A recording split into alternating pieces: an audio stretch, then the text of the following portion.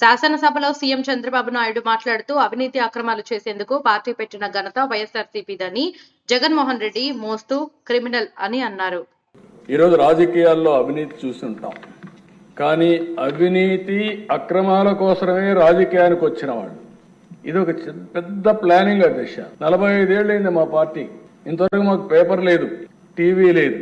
Party పెట్టేటప్పుడే, party పెట్టకపోయినా ఒక TV లేకపోతే ఒక పేపర్ ఇవన్నీ క్రియేట్ చేసుకొని స్టార్ట్ చేశారు.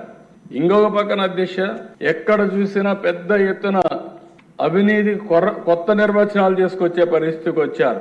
ఇవన్నీ చేసి రాష్ట్రంలో మీరు చూస్తే రైతు బజార్లని, తహసీల్దార్ ఆఫీసుల్ని, కొన్ని హెల్త్ సెంటర్లని తాకట్టు పెట్టారు.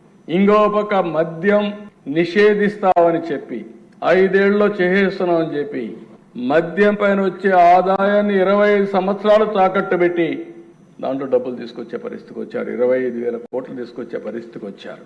ఏమన్నాడు అంటే ఎక్కడికి పోయిందో అర్థం కాని పరిస్థితి వచ్చింది. కేంద్రం ఇచ్చిన నిధులన్నీ దారి మళ్లించారు. పేదలకు చెందవలసిన పథకాలు చాలా వరకు గండి కొట్టే పరిస్థితికి వచ్చారు.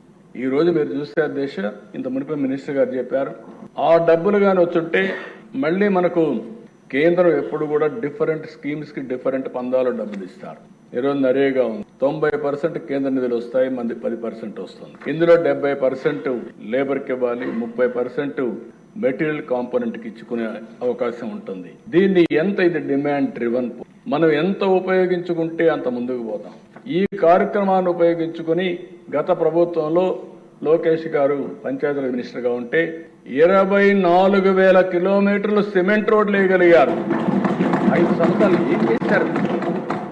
ఎక్కడికి పోయినా ఈ డబ్బులు, ఏమైపోయినా ఈ డబ్బులు అడుగుతున్నాను సమాధానం చెప్పి. ఇప్పుడు అదే పవన్ కళ్యాణ్ గారు వచ్చిన తర్వాత 4,500 కోట్ల రూపాయలతో 30,000 పనులు సంక్రాంతికి పూర్తి చేస్తామని చెప్పే పరిస్థితికి వచ్చారంటే అది నాటికి నేటికి వ్యత్యాసం అని చెప్పి కూడా నేను మీకు తెలియజేస్తున్నా.